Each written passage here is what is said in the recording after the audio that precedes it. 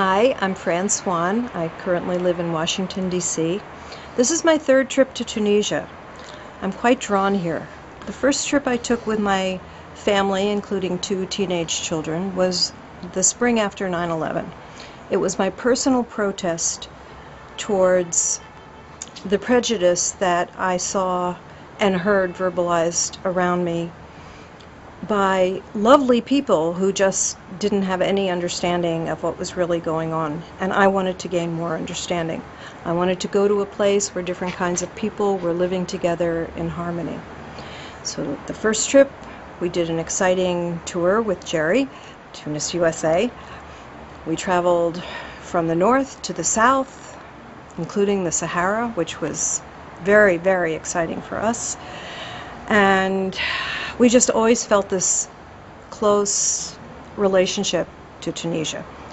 Last year, after the revolution, we went on Jerry's trip, the post-revolutionary educational study mission, and went around the country meeting incredible people from different walks of life, seeing different tourist sites, and we just had a sense of the great, great joy and excitement that people felt and were expressing freely for the first time over their freedom and their love of their country.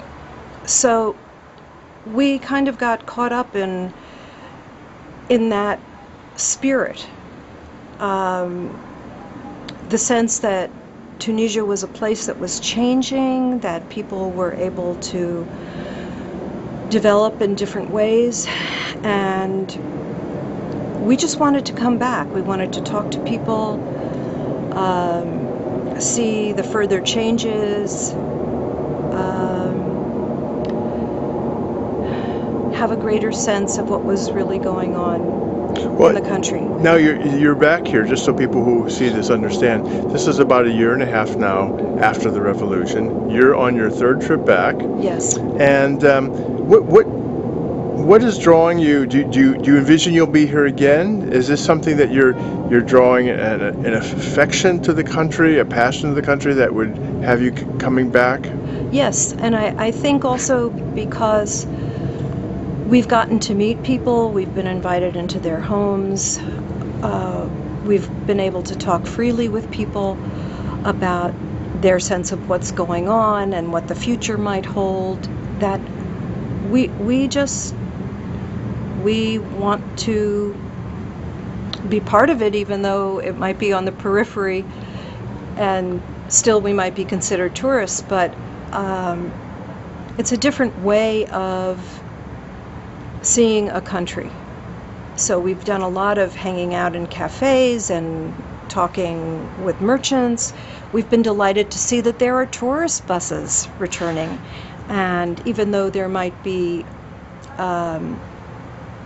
tanks left over from the revolution on Avenue Bourguiba, we felt perfectly safe, really, really comfortable.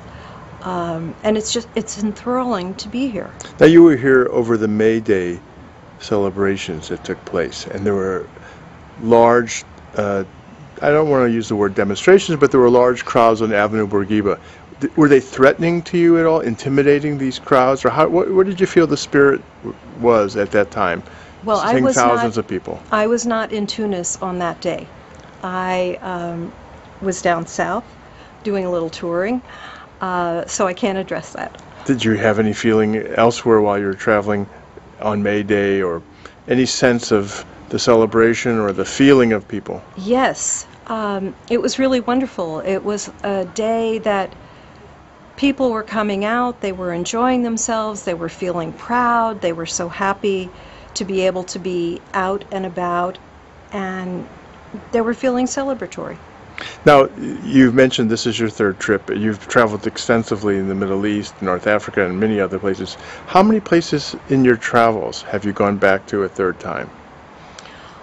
This trip, we have mainly been in the Tunis, Carthage, Gamarth, La Marsa area, but also I went down to Kairouan and went back to El Jem. The trip just wasn't long enough to go to the other places that I want to return to, and new places to explore. And what draws you back to Tunisia multiple times as opposed to other countries you have visited but perhaps haven't visited as many times? There is such a welcoming feeling here, an incredible welcoming feeling, and people are so honored that we've come to visit. That's very, very special. Besides, the country is very beautiful, the food is fantastic, and there are very varied cultural experiences. Like when we went to the traditional music rehearsal for a performance, that was just something that grabbed my heart, the sounds. So I'm very drawn into the different cultural aspects. And upon your return, to someone who might say, well, Tunisia, that's where that revolution took place, or, you know, with all the problems going on in the Middle East, North Africa, didn't you feel threatened? How would you respond to those type of comments, which are quite commonly heard in the U.S.? Well, I think that it's a place where everybody should go if they can. I don't feel threatened in the least, and each time I travel, I send emails, group emails to everybody I know who cares about travel and learning about other cultures, and many of them have expressed interest in coming here. Well, Fran, we thank you for sharing your experience here of travel and the fact that you've come back now a third time. I think really that in itself says a whole lot. Any parting words that you'd like to share with people who might see this? Oh, definitely. Go to Tunisia. Book a trip with Jerry Sorkin of Tunis, USA. And after you've gone back a few times, then share your remarks with me. But the cultural mix is fantastic. Great. Well, we really appreciate the fact that you took the time to share with us. Thanks a lot, Fran. Thank you.